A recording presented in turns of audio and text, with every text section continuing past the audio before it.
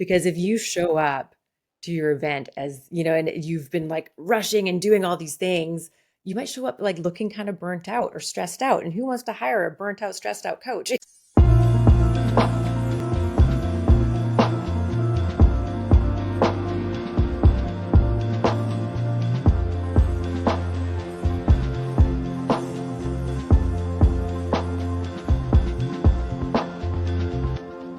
Well, hey, welcome back to the Amanda Kaufman Show. And today we're talking about launching without a big headache. So, Elisa Bogarts is joining me today. She's a launch strategist, project manager. She helps established coaches launch their online programs and events with ease so that they can focus on scaling their business. She has 15 years of project management experience that she uses to get her clients ready to launch in a structured, such a sexy word, structured and organized way. She works with her team by keeping everyone focused and on task to her launch plan. And this way, the coach can be out speaking or selling or filling their events, knowing that everything else is taken care of. Elisa, welcome to the show. Thank you so much for having me, Amanda. I'm super excited to be here. And I love that you think that structured is a sexy word. Sometimes I feel like I'm being kind of like boring and mundane with that one, but I love a person that loves that word. I gotta tell you something, like people are so into chasing what I call the dopamine dragon. We're in a world right now that it's all about like hooking you within zero point 0.3 seconds and 30-second sound bites, reels and jokes and news lines and all that kind of stuff. And it just really does, I think, affect people's attitudes towards work and why it's so important. But I'm getting a little ahead of myself. I'm so curious, like, why launches? Why do you love helping coaches with launches? Well, I think that, oh, that's a really good question. Why do I love that so much? Because well, one of the things is that I guess I didn't realize it. And one of my business coach actually had to like give me the mirror and show me this. But I guess because project management and like strategizing and planning and organizing and delegating comes naturally to me. And it's, I've been doing it for so long. And I didn't realize that that's a skill that not everybody has. And so when I've worked with and like, being in programs and doing my own launches and seeing how a lot of coaches kind of struggle with that, I was like, I can help you do that. So I think that's kind of what I love about it is that, yeah, that kind of, it fills that gap for them that can be a real pain point. And then I get to watch, like, I love working with coaches because they're doing such amazing work in this world. Like they're literally making the world a better place in so many different ways. And they're so passionate about it. Every time I talk to them, like, tell me about what you do. They totally light up and they like go about what they're doing, what their mission is. Like they have some serious missions and they want to do, so many amazing things. And so I love working with them. And if I can help them in this way, then I just love doing it.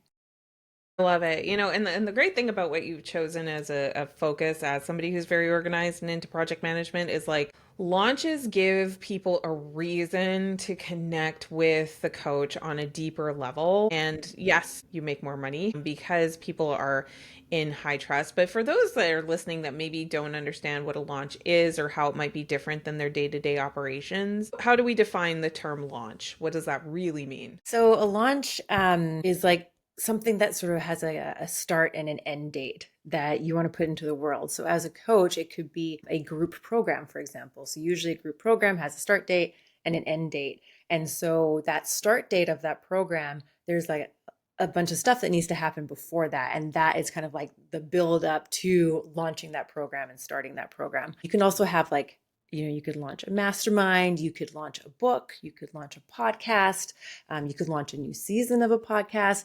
There's lots of different kind of types of launches that you can do. The ones that I find I work with people the most is a group. And like listener, the thing is launches are fundamental to business. Like that's a fundamental business skill. There's very few things in this world that I almost think of it as like even as humans, we launch, we have a birthday, right? Like there's that significance, that thing that's happening at a particular date that, other people can organize around and they can motivate around. And if there's something that I notice a lot in the coaching space is coaches, and I started this way too, so I'm not coming off of some, ivory pedestal or whatever, but like, you get the skill of coaching and then you think, okay, I'm so coachy now. Like, because I'm so coachy now, you're going to be really attracted to working with me. And sadly, here to report, that does not work, right? Like being a secret coach does not. I've been telling people this year and they're just like, their eyes open up and I'm like, secret coaches don't survive. So I love the launch strategy because it's a way to get the secret out, right? And to build some anticipation, and to like give a reason to do a more structured communication strategy that allows people to follow along on their terms, right? Because people can choose not to participate in a launch. They do that all the time. But for the people that it's like the right time to be engaged in that conversation, it could lead to a literally life-changing decision. Yeah. Right. Yeah. So Yeah. good. 100%. Yeah. And I love how you said that too about like the communication of it, because that's really what it is. I'm not a marketing specialist, but there is a lot of marketing to that. And a lot of it is the you're nurturing people and you're communicating with them and you're telling them about whatever subject it is that, that kind of relates to the program that you're selling or the event that you're going to do.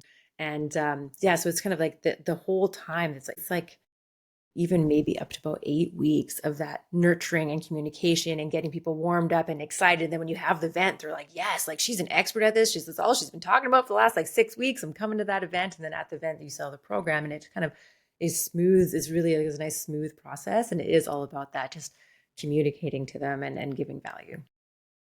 So let's talk about like from the perspective of maybe, okay, look, there's probably a few people in my community who have, been there, done that with some kind of a launch, and they're maybe a little bitter about it and cynical because maybe things didn't quite go well, or they've never done a launch before, but they're intimidated by it because it sounds big and scary. So could you unpack for us like what are perhaps the top one, two, or three things that I wanted to say a successful launch, but I want to know how to mess it up. Give me the reverse. Why do launches fail? I think there's a couple of things. One is that often people don't give themselves enough time to launch fully. So if you're launching something like a lower ticket offer program, say like under 2 grand or something like that. So you usually would do like a free webinar with that. And so some people can just be like, I want to launch my program next week. So I'm going to do my webinar sort of today, when really you probably need a good 2 or 3 months of planning and strategizing and putting all that communication we were just talking about together so that you can, warm people up to get them to your event. So I think that people don't give themselves enough time. And if someone comes to me and they're like, oh yeah, I want to launch in 2 or 3 weeks or even 4 weeks, I'm like, okay, we can, but now instead of doing this amount of things, we got to do this amount of things. And it may not be, as successful. And then also like there is a lot of stuff to do.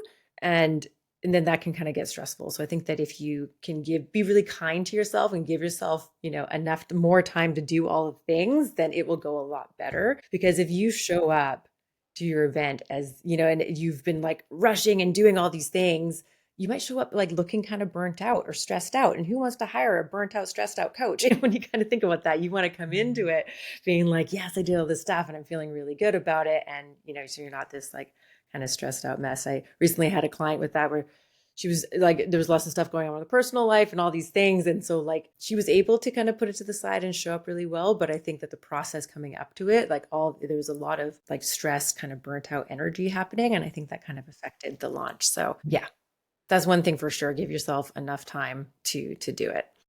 Yeah. Yeah. And I think when people don't give the time, and I'm curious about your reaction to this statement, but I would say that in general, when I'm working with people on marketing, they don't know. They underestimate how many communications are being crafted and scheduled. And maybe you're going omni-channel, meaning like you're on multiple different platforms. So it's like maybe you have the core message dialed in, but what you would say in Instagram is very different than what you would say. Well, not very, but it's in different format to what you would say in the Facebook message. It's just in different format again to what you would have written in email. So before you know it, to just say the same thing, you could be saying the same three, four different ways, and you're like, whoa, that was just one thing. And then when you Right. add to that, it's like, okay, but now you're going to do that, anywhere from 1 to 4 to 6 times in a day for the actual promotion plan. Like if you're working with a decent marketer, they are not going to tell you to say something 3 times.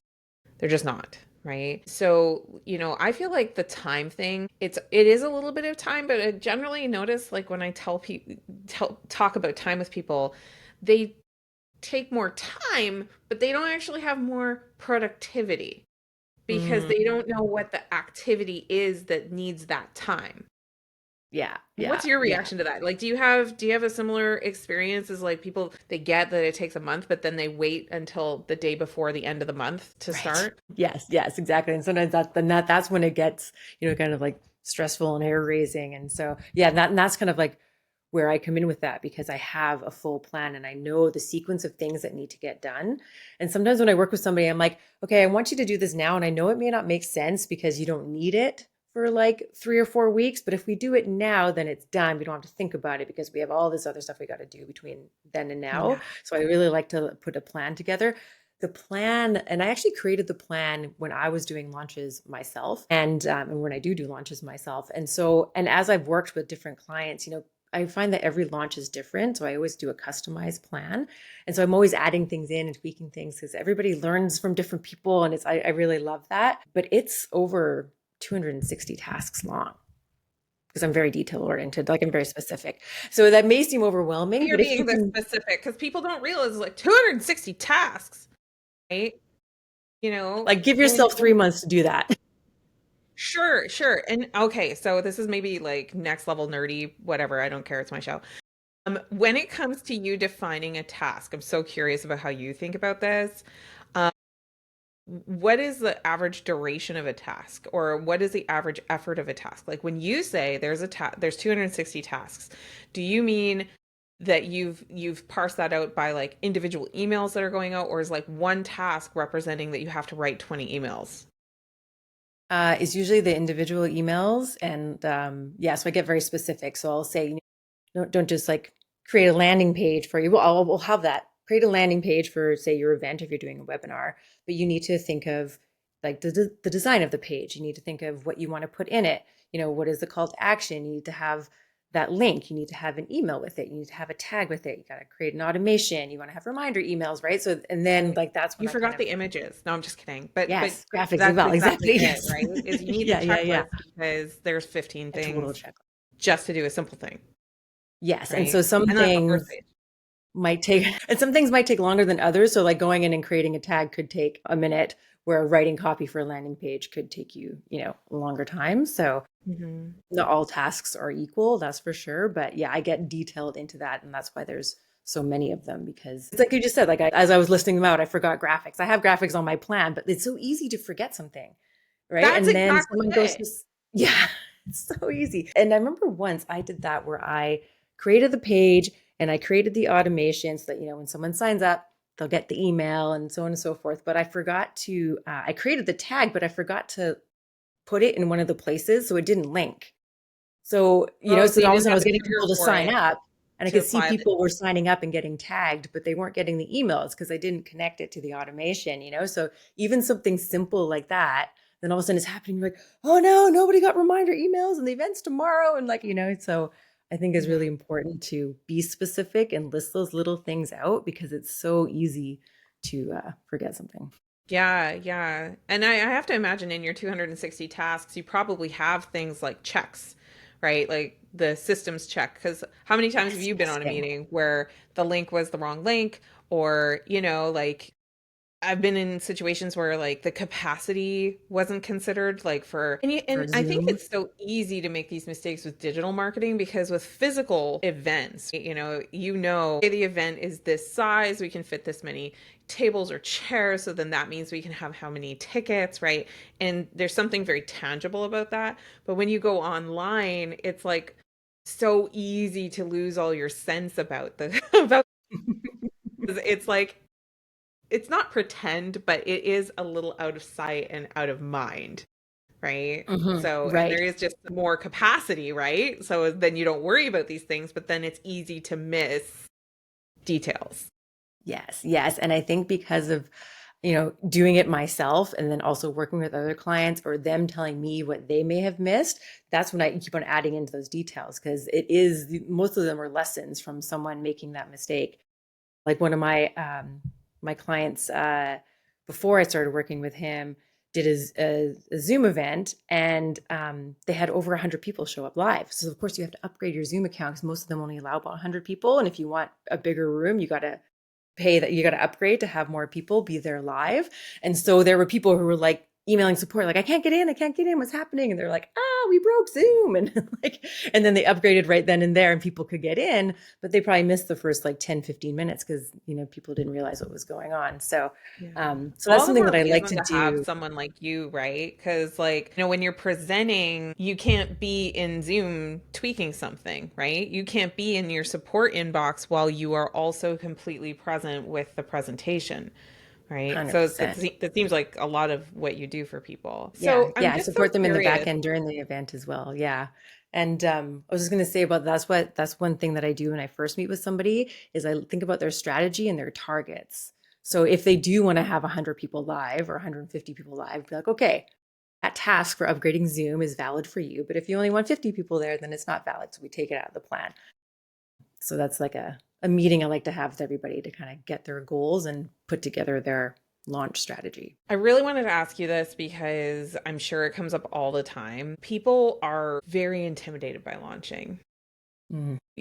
But what happens if they don't? Like, why is this even something to be considering? Or because I think there's a lot of people who are honestly ready to do it, but they don't do it because they think they're too small, or they think it's too expensive, or they think it's too hard, or they have these beliefs, these honestly false limiting beliefs about what it takes. Like, what would you say to that person who's like, I don't know, but they're thinking about it. How can they know that they need to do this? And for me, it kind of like one of my reasons for becoming an entrepreneur, and many other coaches have that, and also one of my values in my business is freedom. And so I really feel like, especially if you're starting out as a coach, you usually start with one-on-one, and eventually you're going to run out of time, right? You're not going to be able to take on more clients because you simply don't have any more time in your week, or you'll be, just it'll take over your weekends and all that kind of stuff. And so by launching something like launching a group program, you actually free up your time because you can give value to a group of people as opposed to just one person. And then that gives you more time back, which gives you more of that freedom. So Mm. to me, that's something that I always like to kind of keep. And it's always a motivating factor for me is like, okay, that is that sense of it. And also you can just kind of help more people as well. So I think that it's important that way. And if you do want to start scaling your business, you're going to have to eventually move into some type of format, some type of group format, or raise your prices. But there's only, at some point, there's only so much raising that you can do of your prices for the one-on-one. But you can also still offer that, right? You can have a hybrid. You can do a group coaching program and then increase your rates for your one-on-one because that, does Big take up more time. time. Yeah, a lot of the things I help people with is around their offer design, because a lot of times, I get wanting to focus, but and also having one system, of offers, or an ecosystem of offers, can be a really great solution depending on your business and what it is that you're doing. So, Elisa, what is the best way for people to keep up with you? Yeah. Well, I do have my website, but something I would love to give as a gift is because we talked a lot today as well about the tech of things, right? Setting things up. I mentioned automations and tags and all that kind of stuff. And I know that the technology side of, being an entrepreneur and launching something, I know can be a bit daunting for people. And so they often want to hire someone to go do it for them.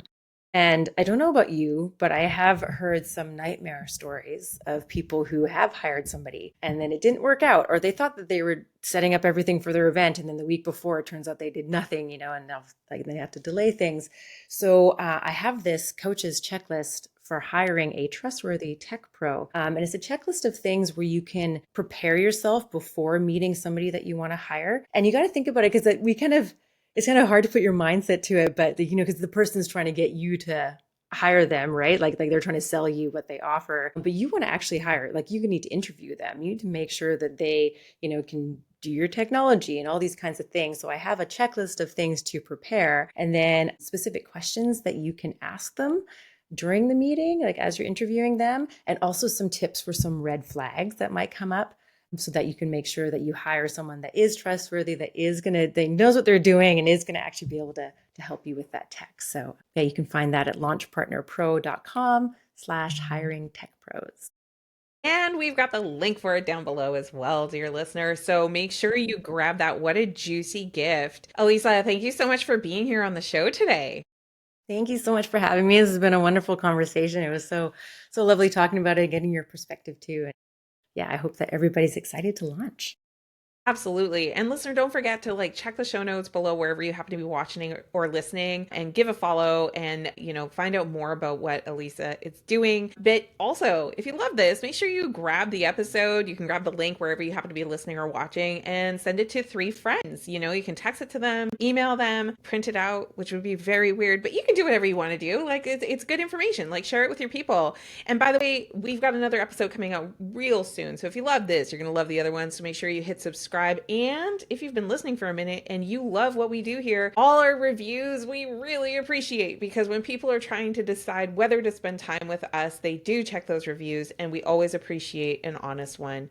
All right, until the next time, we will see you very soon. And remember, until then, do what matters.